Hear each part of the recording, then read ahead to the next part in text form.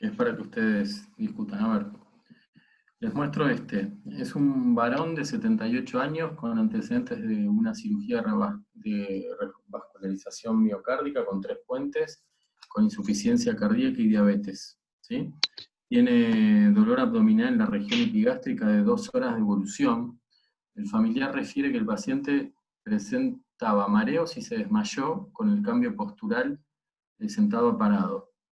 En el examen físico tiene 160 con 80 de cardíaca, 24 respiratoria, 36 de temperatura y tiene hipotensión ortostática a los 3 y a los 5 minutos.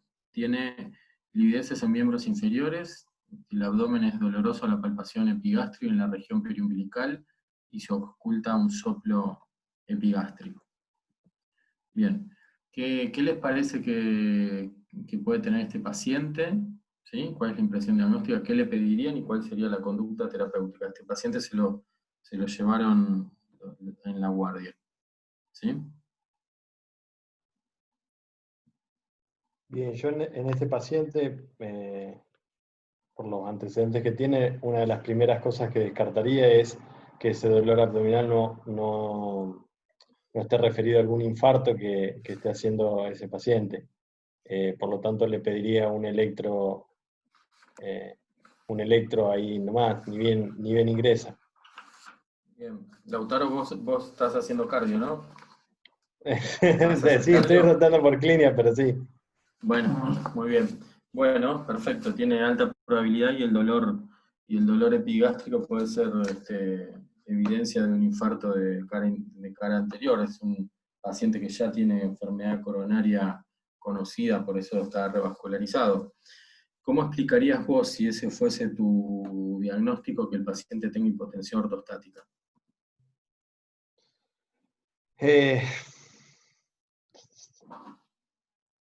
Sí, no lo sé, puede estar haciendo alguna especie de fallo de bomba. Digamos, esto que dije del electro me quedó siempre muy a fuego, grabado que sobre todo pacientes con algún tipo de antecedente cardiovascular, cualquier dolor que esté comprendido entre el ombligo y la mandíbula, una de las primeras cosas a descartar es que sea un infarto, digamos, por Eso, gravedad. Después empezar a descartar bien, algunos otros. eso está muy bien. Lo que vos decís está bien y hay que hacer eso.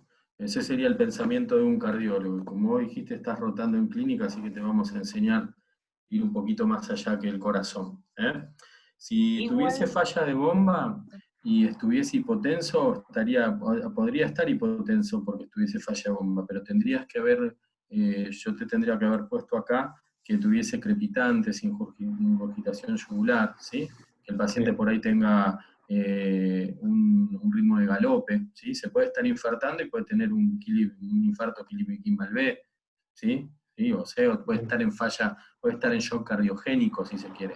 Lo que te faltaría para el cuadro clínico de shock cardiogénico sería la conjunción pulmonar, ¿sí? Bien. Eso es lo que no está acá, ¿sí? Como para que vos lo veas.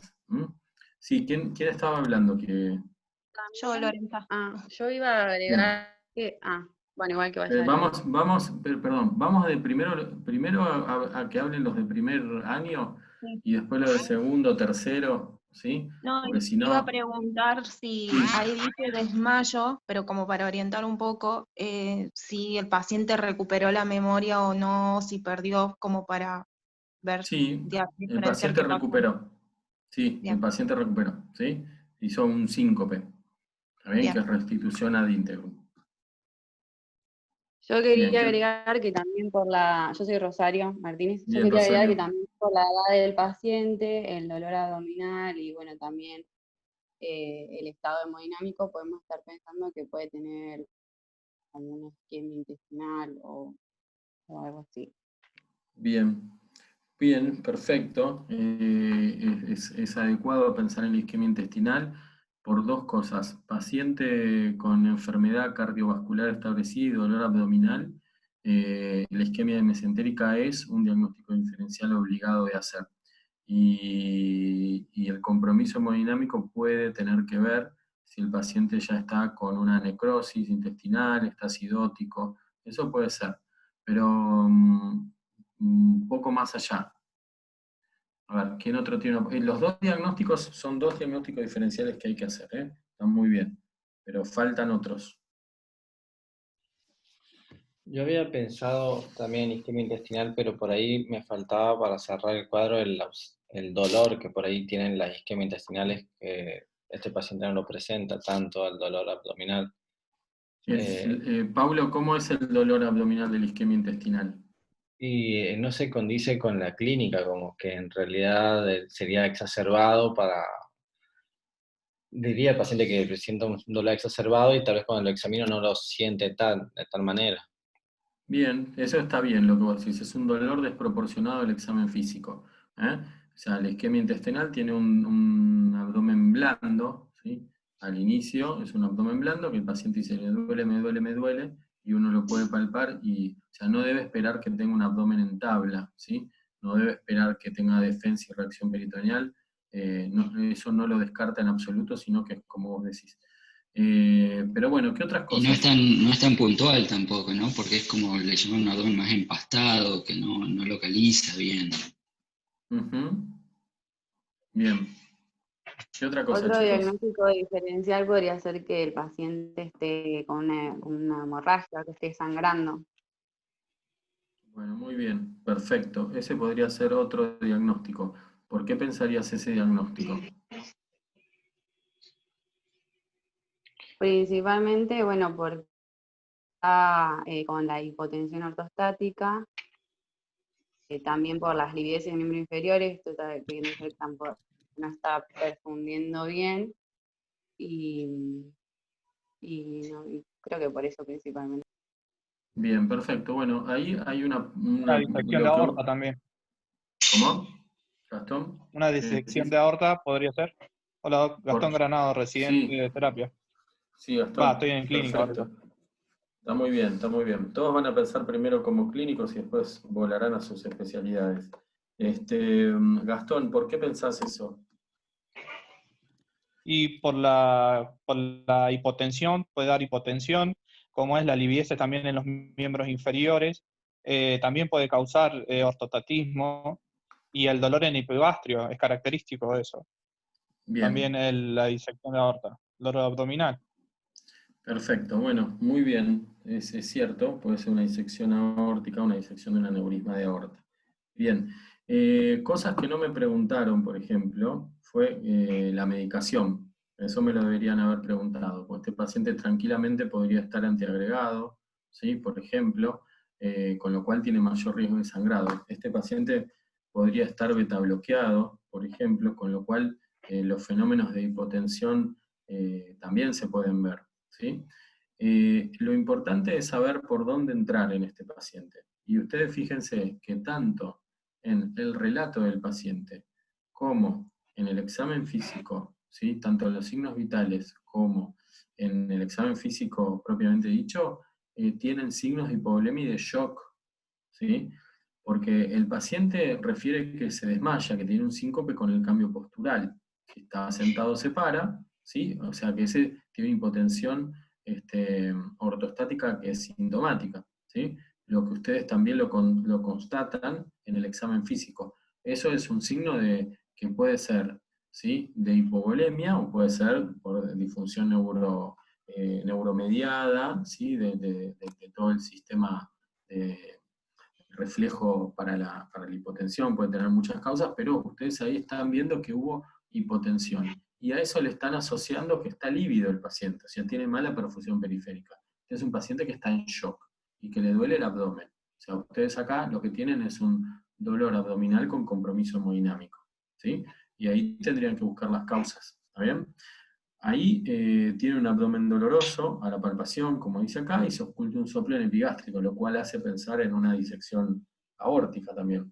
Y otro diagnóstico diferencial acá que no dijeron que es muy común en el anciano y sobre todo el que está tomando aspirina, está antiagregado, es la hemorragia digestiva que también puede darles un cuadro de dolor abdominal, quizás el soplo puede ser un hallazgo, pero puede dolerle el epigástrico y el paciente puede estar con una úlcera y estar con melena de hace varios días y caerles a ustedes así en la guardia. ¿Sí? ¿Qué le harían a este paciente? Si lo tienen, con las sospechas que tienen ustedes.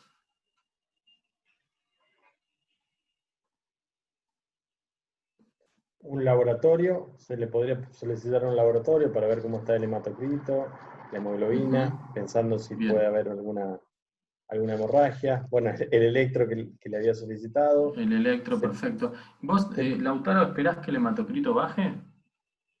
si es muy en agudo, posiblemente el hematocrito no lo voy a ver afectado. ¿Por qué no baja en agudo y por qué baja de un tiempo después? ¿Qué es lo que pasa?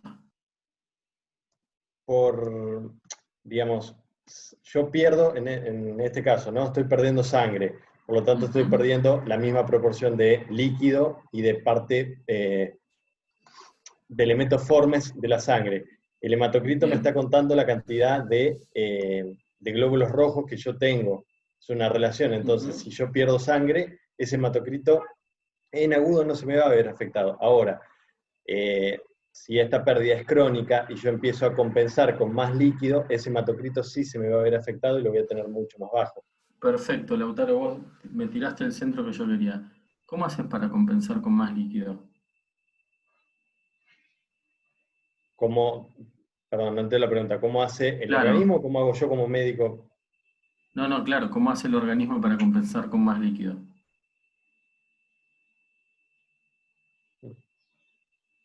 Buena pregunta, ¿no? ¿Sí? Bueno, el paciente se pone oligúrico, deja de orinar, activa el sistema renina-angiotensina-aldosterona, activa la vasopresina porque está en hemorragia, retiene orina, guarda ese líquido y te modiluye los glóbulos rojos. Así se logra que el hematocrito baje.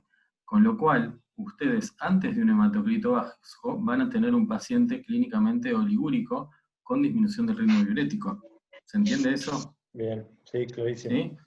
Bueno, entonces nunca esperen, o sea, el hematocrito viene, la caída del hematocrito viene después de que el paciente se pone oligúrico. Y el ritmo diurético, ustedes en un paciente que sospechan inestabilidad hemodinámica es un signo vital más, ¿está bien?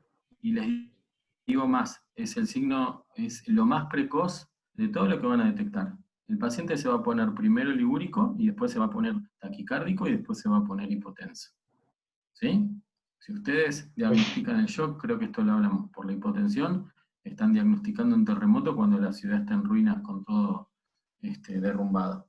¿Se entiende? Es lo mismo. Entonces, le cae, empieza a sangrar el paciente, como vos dijiste, masa globular y plasma, todo, se pierde todo junto. Cuando hay una disminución en la bulimia, se activa eje renina-angiotensina-aldosterona, vasopresina, hormonas de estrés, el paciente tiene piroerección, vasoconstricción cutánea en las livideces, se pone con pupilas dilatadas, se pone taquipneico y deja orinar. Esa es la clínica del shock.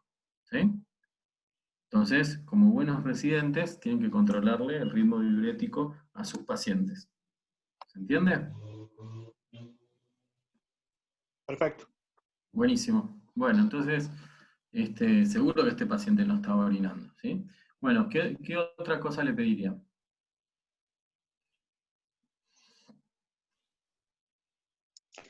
Y bueno, dependiendo de lo que estemos pensando, por ejemplo, si estamos pensando en un infarto, las enzimas, como es troponina, CPK, CPK-MB, LDH, ¿sí? Y también estaría bueno traer unos gases para ver cómo está el medio interno, ¿no? Con cloro y ácido láctico, el electro, una placa de tórax, y bueno, y vamos viendo. Eso en cuanto al infarto. Si, por ejemplo, en el electro no tenemos nada y tenemos movilidad de enzimas, bueno, habría que ver a ver qué enzimas son las que se movieron para ver si estamos en lo agudo o ya estamos fuera del periodo de ventana, cómo es, o podríamos hacer una curva. También, si lo que nos puede ayudar a definir es un ecocardio, bien digo, para ver si tiene o no movilidad todos los ventrículos, si hay hipoquinesia, o etcétera. Y si estamos pensando en un aneurisma de aorta, dependiendo de la contextura del paciente, podríamos hacer como rápido un ecodoppler abdominal, o si no, un angiotac. Bien, Por ejemplo, y para vos en mi este caso, paciente, ¿qué elegís? ¿Hacerle una angiotac o hacerle una eco? dependiendo, no sé qué índice de masa corporal tenía, pero lo que voy a hacer primero es estabilizarlo. Y Bien, después veo qué tengo ok. disponible y cuánto tiempo tardo. Sí, y también pensá que en un paciente que está inestable hemodinámicamente, la ecografía te sirve mucho más porque la puedes hacer en la cama del paciente. Perfecto. Y Eso también es puedo saber el importante. volumen que tiene en la cava y todo para saber si le está faltando mucho volumen, si no. Sí, la ecografía me A ver, daría mucha información. Gastón, igual, a ver, clínicamente, si el paciente está lívido, no tiene crepitantes, ¿sí? Tiene hipotensión ortostática, ¿a vos te queda duda cómo va a estar la cava? No. Bueno, Era a modo bien. de Por comentario. eso, no, está muy bien. Los exámenes se llaman complementarios porque complementan, complementan el pensamiento. Entonces, si vos ves un paciente que tiene hipoperfusión cerebral porque tuvo un síncope, está con hipotensión, está lívido, ¿sí? Y le duele el abdomen, tenés que pensar, obviamente, que el paciente está sangrando por algún lado primero, ¿sí? Hay que hacer un tacto rectal a este paciente, ¿sí? Para ver el tema de si encontramos melena o sangre, ¿sí? Y en cuanto a la imagen, veamos a ver si no lo podemos, el paciente para llevarlo a un tomógrafo no está, hay que compensarlo como vos decís. Y la otra es tener la ecografía para ver, primero antes de ver la cava, que a ver si no tiene un hemoperitoneo. Y después ver si tiene disección aórtica, ¿sí? ¿Está bien? Bueno, acá tienen el Sí, hematocrito, ¿sí? Ahí tienen la caída del hematocrito, ¿sí? O sea que el paciente aparentemente venía hace bastante, ¿sí? Sangrando, tiene hiponatremia, ¿sí? No hay alguna otra causa, no tiene alguna otra cosa tan importante, un poco de hiperglucemia, pero no mucho más. Acá tienen la placa de tórax, ¿sí? Acá tienen el electro. ¿Alguien lo quiere describir? El electro. ¿Qué ven en el electro?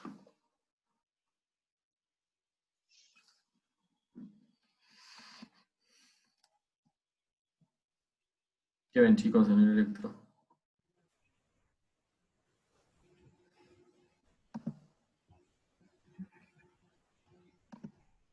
Perdón, Doc, ¿se puede agrandar la imagen? No, ahí está. bueno, que se ve claramente una taquicardia, Ujú. está como 300, está como en 180 por ahí más o menos, como es 180 o un poquito más tal vez, como es, pareciera que es sinusal, como es, tiene un trastorno en la repolarización.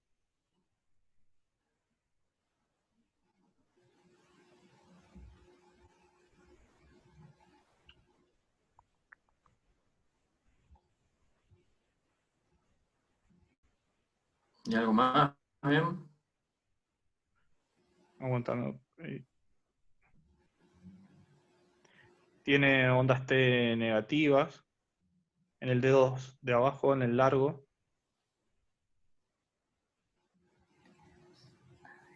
Con infradesnivel.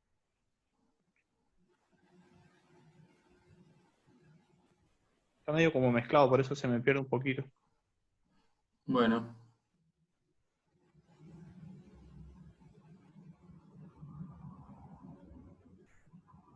Bueno, bien, perfecto. Bueno, no tiene un síndrome coronario agudo, ¿no? Este paciente no tiene un infarto de cara inferior, ¿cierto? Pareciera. ¿Eh?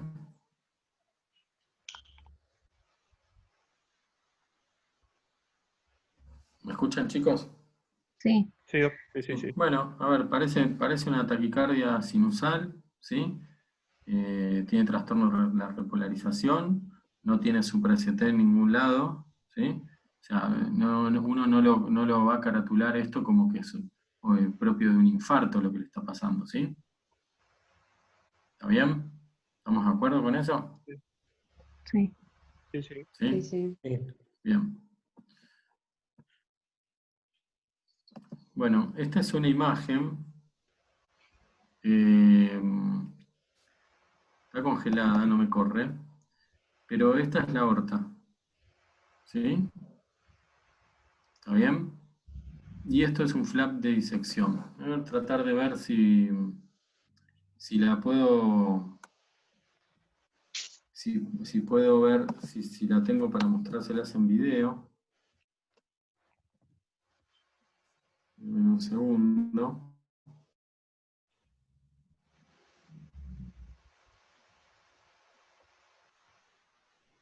A ver si lo encuentro. Pero eso es lo que tiene el paciente. Tiene una disección aórtica.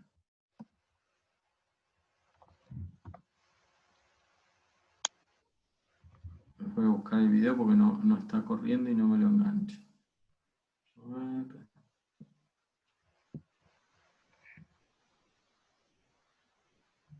No está, no lo puedo enganchar. Bueno, lo vamos a ver ahora. Esta ecografía se hizo en la cama del paciente, ¿sí? ¿Está bien? Esto es un trombo que tiene, ¿sí? ¿Está bien? Este es el flap de disección. Se los voy a mostrar después. A ver si tengo... Acá está la tomografía. ¿Eh? Esta es una lo pueden ver. Esta es la luz de la aorta. ¿Está bien? ¿Ven la luz? Tiene contraste endovenoso. Sí. Sí, sí, ¿Está de- bien? Sí, sí, se ve perfecto. Todo esto que ven acá es la disección con sangre adentro. ¿Está bien? Ahí ustedes pueden tener hipovolemia. Esto lo pueden palpar también. Esto se puede romper y puede dar un hemoperitaleo. Como lo ven, está al borde de la ruptura, ¿no?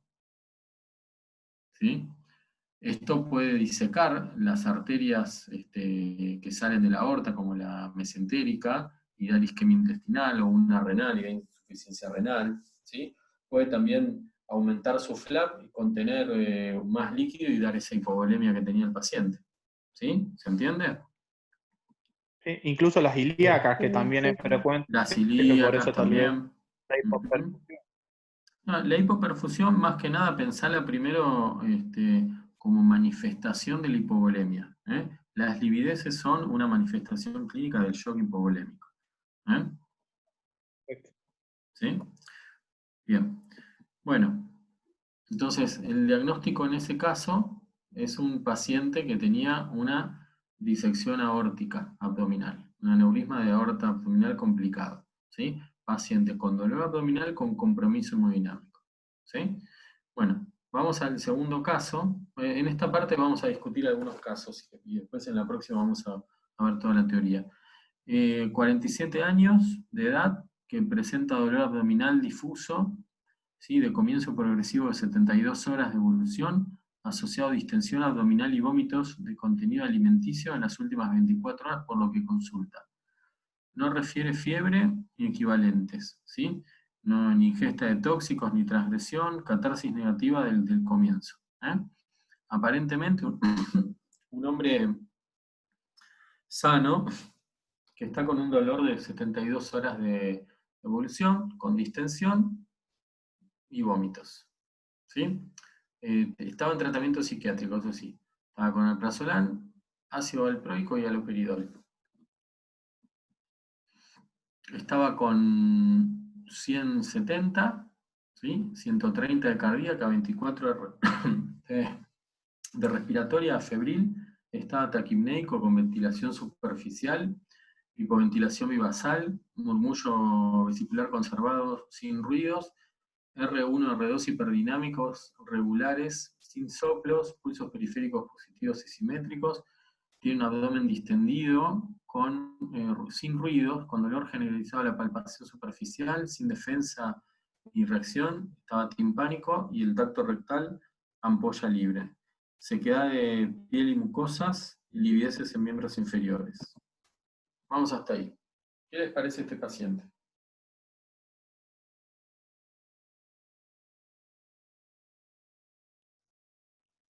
Escucho ofertas.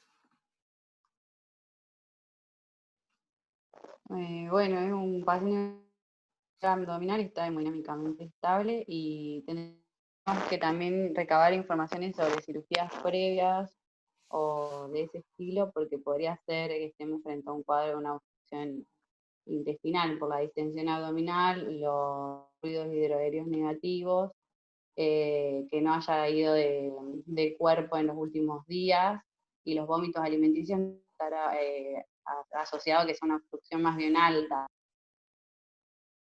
Bien, bueno, perfecto, Rosé. Estoy de acuerdo con vos con la descripción semiológica y tu interpretación del abdomen. Lo que te pregunto es por qué decís que está hemodinámicamente estable el paciente. Está con 130 de frecuencia cardíaca. Ahí vi la frecuencia cardíaca que está en 130. Buenísimo. Ya vamos a tener una charla sobre los signos vitales, pero la diferencia entre los vivos y los muertos son los signos vitales. Unos los tenemos, los que estamos vivos, y los que estamos muertos no tienen signos vitales. Y los que están con los signos vitales alterados están entre medio de unos y otros, para hacerlo así groseramente descriptivo. Entonces, este paciente tiene taquicardia, tiene taquipnea, y un paciente de 47 años con 100 de sistólica, a mí me llamaría un poco la atención. Este paciente tiene 2 signos de respuesta inflamatoria sistémica, ¿sí? O sea, tiene SIRS, ¿está bien? Por definición. Entonces, bueno, iría a buscar a ver qué pasa. Pero 130 de cardíaca y 24 respiratoria nos tienen que llamar la atención. Yo no diría que este paciente está hemodinámicamente estable, sino sospecharía por ahí lo contrario, que este paciente, la estabilidad hemodinámica está amenazada. Por ahí puede tener otra causa, pero no tiene fiebre, así que está taquicárdico y taquipneico por otra causa, que no es la fiebre. ¿Qué haría con este paciente? Yo le pediría una placa de abdomen a este paciente para ver cómo está toda la parte del colon, si está distendida, si no, vería dónde vive, pensando por ahí en un Chagas, estaba pensando en un megacolon en este paciente. Sí, ahora fíjate lo que dijo Rosario, que el paciente, a ver, este paciente, yo te diría, ustedes cuando pidan un examen complementario, piensen lo que quieren ver, ¿sí? No esperen que se los diga la placa, sino que ustedes veanla. Ustedes imaginen la placa que tiene. Si un paciente no tiene ruidos, ¿sí? Si un paciente está distendido, ¿sí? Timpánico, con la ampolla rectal libre y con vómitos alimenticios, como dijo Rosario, tiene una obstrucción alta, ¿sí? Y seguramente el intestino delgado debe estar dilatado y con niveles, ¿sí? O sea que no parecería ser más bien baja, no pensaría en un colon, sino pensaría en algo más alto, ¿sí? Si yo buscaría una placa, pensaría que este paciente puede tener distensión de asas, niveles, hilas de moneda y edema de pared. Eso es lo que pensaría que tiene. Yo me tengo que imaginar el resultado del examen complementario, porque entonces yo lo que voy a hacer el estudio es decirle, bueno, yo estoy buscando esto. ¿Lo tiene o no lo tiene? ¿Se entiende eso? Sí. ¿Sí? Sería más, para mí, un poco más importante ver los antecedentes de este paciente, como Bien, es, lo si que... tuvo o no cirugías previas, por ejemplo, Sí. eso sería No- muy importante. Por ejemplo, ya veo que este paciente te dice que tuvo un bypass gástrico y tienen la hernia de Petersen, ¿era esa? Que hacen, por ejemplo, ilios como al año. Perfecto, muy bien. Sí, a ver, O algo de eso. cualquier cirugía, también lo había dicho Rosario en la cirugía, cualquier cirugía te puede dar una brida y darte una obstrucción intestinal. O sea que eso es clave. El antecedente quirúrgico es clave. ¿Sí? Perfecto. Después estaría bueno saber cómo empezó ese dolor, si fue de inicio brusco, si primero estaba localizado y luego se hizo difuso, cómo es los vómitos, qué fue primero el dolor o los vómitos, todas esas cosas a nosotros nos va a ir orientando más si es algo, por ejemplo, isquémico, si es algo más funcional. Buenísimo. Por Bueno, mira, ejemplo, acá... no sé si se tragó algo, qué sé yo, capaz que te Bien, dice que estaba comiendo una costilla, se tragó un huesito, no sé, todas esas cosas es bien, como que nos va a ir guiando, perfecto. porque esto es medio como por el aire. Bien, acá tenés en la historia, no fue un dolor brusco, sino que fue de comienzo progresivo, ¿sí? Tuvo dolor, distensión y después vómitos. Esa es la cronología, que está excelente preguntar la cronología del dolor. Es fundamental eso. ¿Sí? Después ya lo vamos a ver en la parte teórica, pero es un dolor que comienza difusamente y que empieza el dolor y después los vómitos. Que no es lo mismo Y que otra cosa empiece el importante, vómito y después el dolor. Sí. como es, si bien fue progresivo, ¿cómo era la característica de ese dolor? Si era tipo cólico, si era tipo, no sé, desgarrante, ¿cómo él Ujú. podría describir ese dolor? También Bien, me perfecto. interesaría saber a mí. Bueno, bárbaro. ¿Qué le pedirían del laboratorio, chicos? O sea, una imagen. Si ustedes eligen una imagen, ¿qué imagen eligen? Una RX de abdomen y de pie, que el paciente esté de pie, como dijimos, para ver los niveles y eso. Bueno, pero a ver, supongamos, yo ya te dije lo que iba a tener la placa de abdomen. ¿Y va a tener niveles? Sí, va a tenerlo. ¿Va a tener edema de pared? Sí. ¿Va a tener pila de monedas? Sí. Te da todo eso. ¿Y ahora qué haces? ¿Te cambió la conducta lo que ibas a hacer?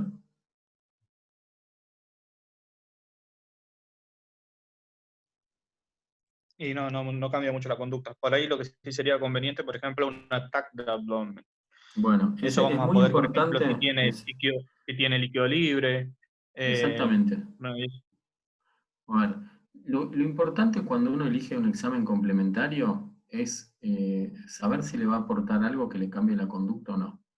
A mí en este paciente una placa de abdomen, aunque se la hacemos, está perfecto, y que tienen razón, va a tener todo eso, no me cambia la conducta, porque yo los niveles y la pila de monedas ya la estoy viendo, ¿sí? La distensión de asa es la distensión abdominal, ¿sí? El paciente está en ilio, ya lo sé por la clínica, no hace falta que la placa me lo diga. Yo tengo que tratar de elegir el examen complementario que a mí me haga cambiar una conducta, ¿sí?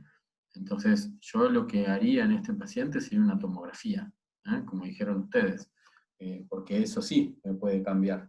¿Y qué podría llegar a ver en la tomografía que me cambie la conducta? obstrucción, por Un ejemplo, cálculo. un cáncer, Bien, un válvulo, una líquido obstrucción. libre, Ujú. líquido libre, ¿cómo es? ¿Qué más? Bueno, ¿y de laboratorio qué le pedirían?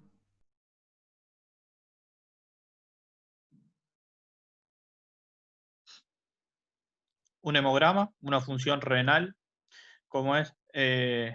Una amilasa, ¿sí? Para ¿Para qué le ver cómo. pedís? Bien, ¿para qué le pedís el hemograma? Y el hemograma, yo quiero saber cómo está el hematocrito, la hemoglobina y los blancos principalmente, también para ver, por ejemplo, si es algo isquémico, si puede haber ruptura o como para tener control de base para la evolución del paciente. Tengo que Bien, saber cómo estaba el paciente por si empeora, saber, por ejemplo, si cayó el hematocrito, si no, los blancos cómo venían, si, por ejemplo, qué sé yo, si venía con una 10.000 blancos y después tengo de repente 20.000, bueno, algo pasó en ese medio y habría que estudiarlo. ok. Bien, ¿y para qué le pedirían, por ejemplo, vos dijiste una milasa? Sí. Bien. La amilasa, como es, por ejemplo, si tuviéramos lesión de pared e intestinal, debería estar alta. Ujú. Al igual que la Bien, LDH. Si bien son ok. inespecíficas, pero si nosotros estamos pensando en algo gastrointestinal, esas enzimas deberían estar altas. Si están normales, bueno, habría que buscar otra cosa, otra causa. Eso Oh, nos ayudaría. bien, Un perfecto. estado ácido de base para ver en medio interno. Las obstrucciones intestinales generan alteración del medio interno por la obstrucción que empieza a perder también, empieza a generar hiponatremia y generación de terceros espacios. Muy bien, perfecto. ¿Y qué otra causa de dolor abdominal de origen no abdominal podrían pensar? Cetoacidosis diabética podría ser. Excelente. Eso era lo que quería que me digan. Cetoacidosis diabética da dolor abdominal. Y si ustedes tienen un paciente taquipneico, ¿sí? que tiene dolor abdominal y es diabético, piensen que está acidótico.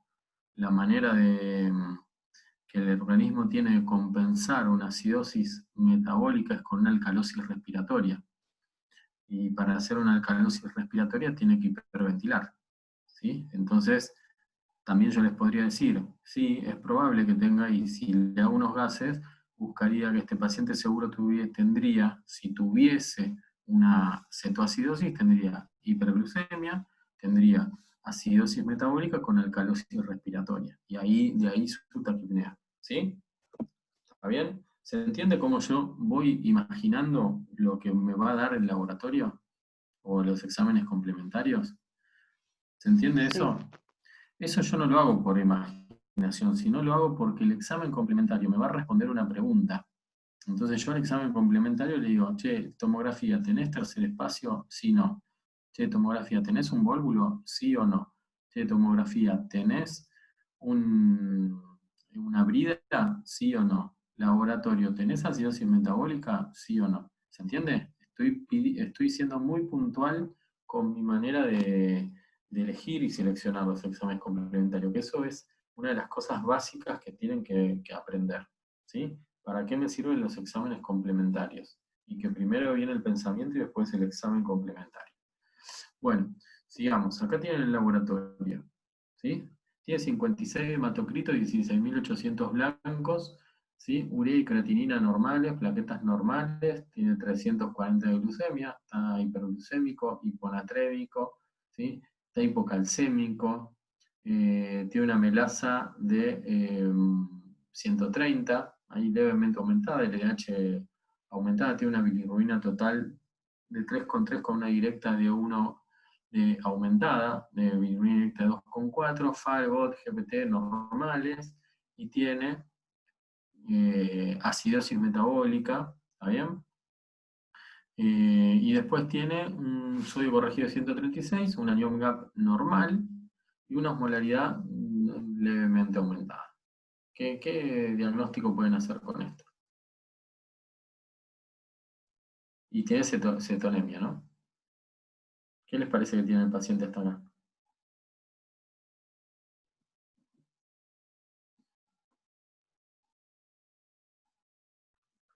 Puede ser lo que dijo Rosario, una cetoacidosis diabética. Hay una sola cosa que me quedó, una frecuencia cardíaca tan alta, de 130, ¿puede verse solamente al dolor que tiene el paciente o está tratando de compensar por ahí la hipotensión que tiene? Porque tenía 160, creo, 170. A ver, la taquicardia puede tener múltiples causas. El dolor, ¿sí? El dolor mismo es una causa de taquicardia.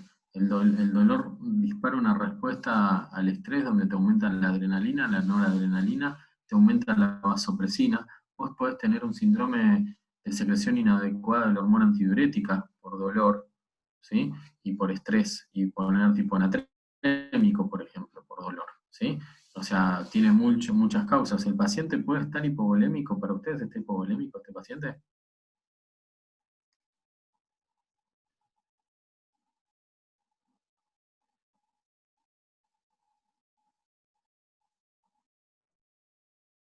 Y no pareciera, pero bueno, tiene una ¿Por qué? presión... ¿Por qué?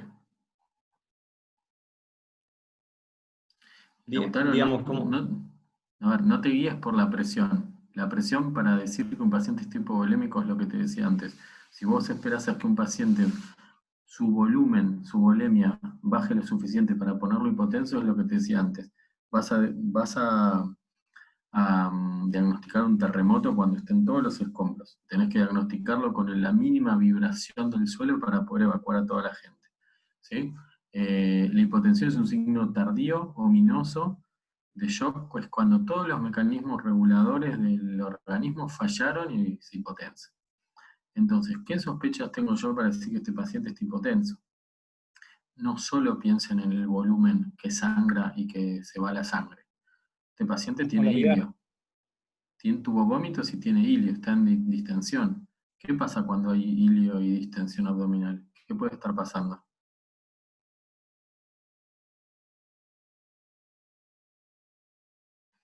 Se puede estar formando un tercer espacio, ¿sí? en la misma asa intestinal se empieza a juntar líquido. ¿Sí? Y fíjense cómo está el hematocrito. ¿Qué hematocrito tiene? Está hemoconcentrado, claro. Y también mirá Bien. la osmolaridad.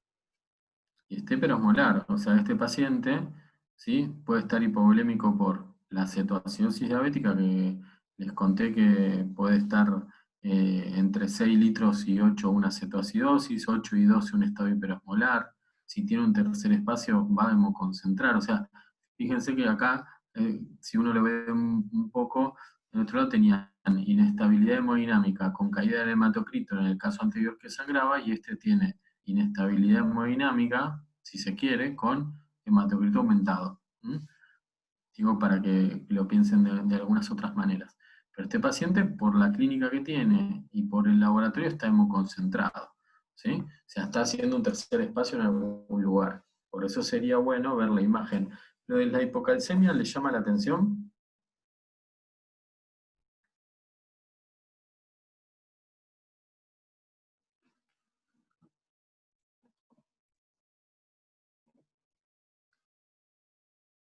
El paciente está ileado.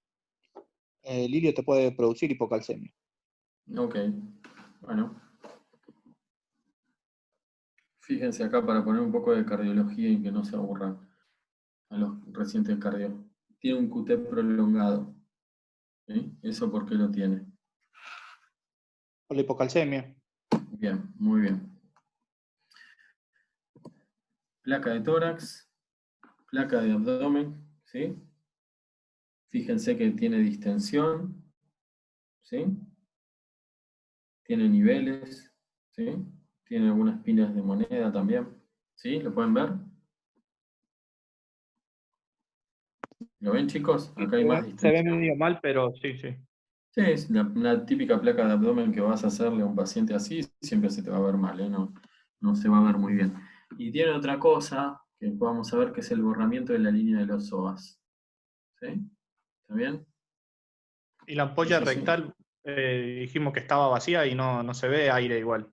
No se ve, pero no te cambia nada. Pero la sombra de los psoas la ves, y cuando tenés algún problema retroperitoneal, se borra cuando hay inflamación retroperitoneal. ¿Eh? ¿Sí? Acá tienen más de la placa de abdomen. ¿Sí? La ecografía, ¿está bien? Que no dice mucho, la típica ecografía que le haces a un paciente con distensión. ¿Sí?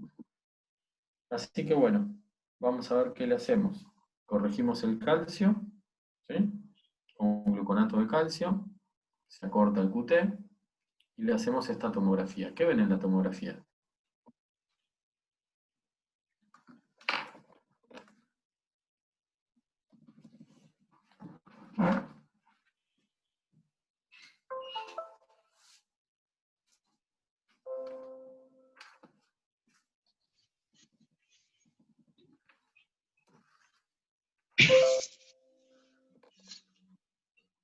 ¿Alguien ve algo? A nivel del riñón izquierdo, hay ahí algo. No sé qué era.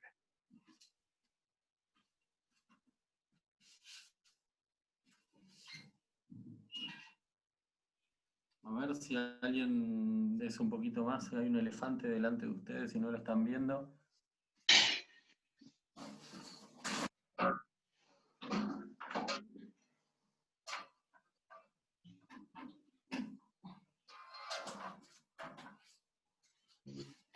Bueno, los ayudo un poco. ¿No ven nada? ¿Qué es esto que está acá? A ver.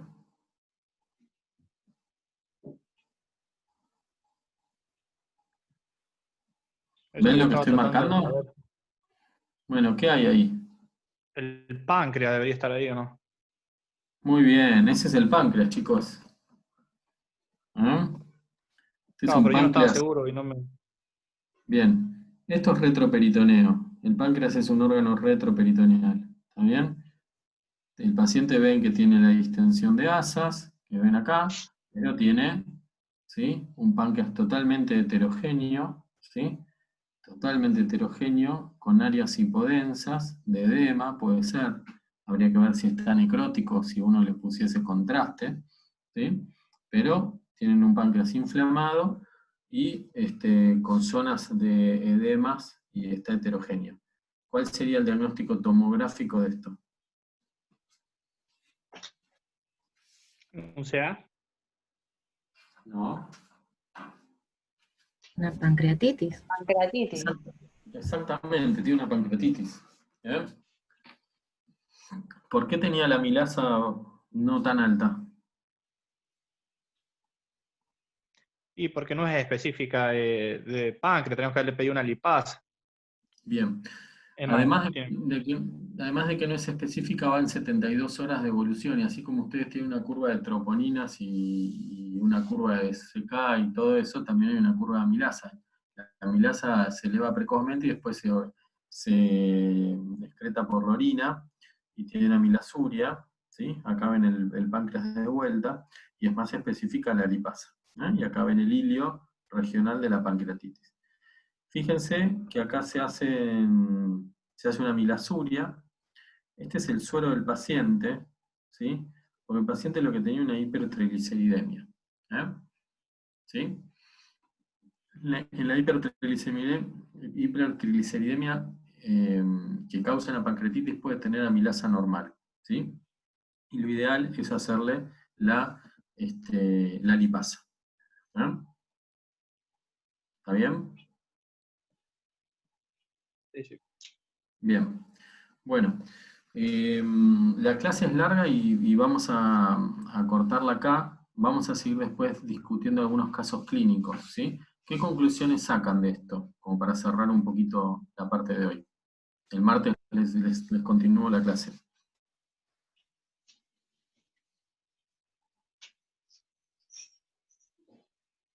Fundamentalmente a mí personalmente me quedó mucho esto que hiciste mucho hincapié. El examen complementario es justamente eso, es un complemento a algo que yo estoy pensando.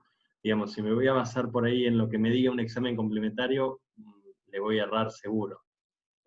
Perfecto. Algo que ustedes tienen que saber es, el que no sabe lo que busca no entiende lo que encuentra. Entonces, ustedes cuando elijan algo, elíjanlo porque están pensando en que el examen se lo van a... Si le van a pedir un electro, pues decir, yo le voy a pedir un electro porque pienso que tiene un infarto de carga inferior, por eso le doy el epigastrio. Entonces, ¿lo tiene o no lo tiene? Listo, no lo tiene. Le voy a pedir enzimas porque pienso que puede tener un infarto. ¿La tiene o la tiene? No la tiene, listo, no tiene el infarto que vos pensabas. Pero cuando empiezo a tirar perdigonazos por todos lados, después empiezan a aparecer cosas que no entiendo. Tiene una CPK aumentada. Entonces tiene un infarto o no. Y empezamos a hacer que nuestro razonamiento lo manejen los exámenes complementarios. ¿Sí? Acá era claro el paciente, si ustedes lo hubiesen pensado desde el principio, dolor abdominal difuso, náuseas, vómitos, hilio, es una causa de pancreatitis, cetoacidosis, descompensada ¿por qué? Por una pancreatitis, ¿sí? Y si yo pienso que tiene una pancreatitis de 72 horas de evolución, la amilasa no me va a servir, tengo que pedir una lipasa, y la imagen que le tengo que pedir es una tomografía. La placa en esto, de hecho en el dolor abdominal, son muy pocos los dolores abdominales donde a mí me cambia el diagnóstico tener una placa o no, ¿sí? Diría que casi ninguno, ¿sí? Y en casi todos, después pues, vamos a ir viéndolo, qué seleccionar en cada caso. La tomografía de abdomen es lo que yo debería pedir. A veces lo que puedo pedir, sospechando, por ejemplo, una litiasis vesicular, sería una ecografía que tiene una altísima sensibilidad y especificidad, ¿sí? Pero en el dolor abdominal es clave cómo seleccionar el examen complementario, que complementa el interrogatorio, el examen físico y el razonamiento clínico de ustedes. Y algo también importante es como es, por ejemplo, si en este caso nosotros hubiésemos estado pensando en una pancreatitis, los cambios tomográficos de la pancreatitis se dan después de las 72 horas.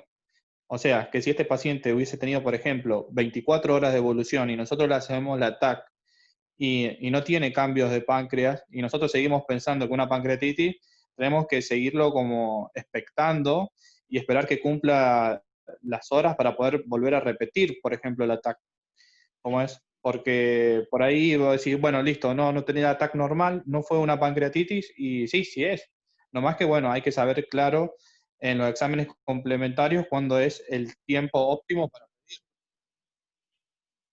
Totalmente, Gastón. Hay que conocer las limitaciones de los exámenes complementarios, cuándo te excluyen verdaderamente y cuándo no. Vos lo dijiste recién, ese es un ejemplo. Además de la sensibilidad y la especificidad, hay que ver la probabilidad pretest que tienen los exámenes, ¿sí? Si yo tengo baja probabilidad de que me dé positivo, es un examen que por ahí no me sirve, ¿sí? Necesito que la clínica sea compatible. Si se la hago al inicio, es lo que vos decís. Y fíjense de aprender a interpretar los laboratorios, ¿sí? La hemoconcentración es un factor de mal pronóstico en una pancreatitis, ¿sí?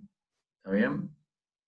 ¿Sí? Es un factor de mal pronóstico en una pancreatitis, es un indicador de hemoconcentración por pérdida de volumen en la pancreatitis y en la cetoacidosis, ¿eh? Así que otra cosa que me sirven a mí los exámenes complementarios es para ver, de tener algunos scores de pronóstico, ¿sí? De los pacientes. Hay scores clínicos de laboratorio, ¿sí? Y eso también me sirve. Hay dos cosas inicialmente que yo tengo que saber del paciente, ¿sí? Una es qué es lo que tiene el paciente. A veces no lo puedo saber al inicio, pero lo que sí tengo que saber al inicio, sí o sí, es cuán grave es lo que tiene el paciente. Y si un paciente tiene alteración de los signos vitales, lo que tiene es grave. No sé qué es lo que tiene.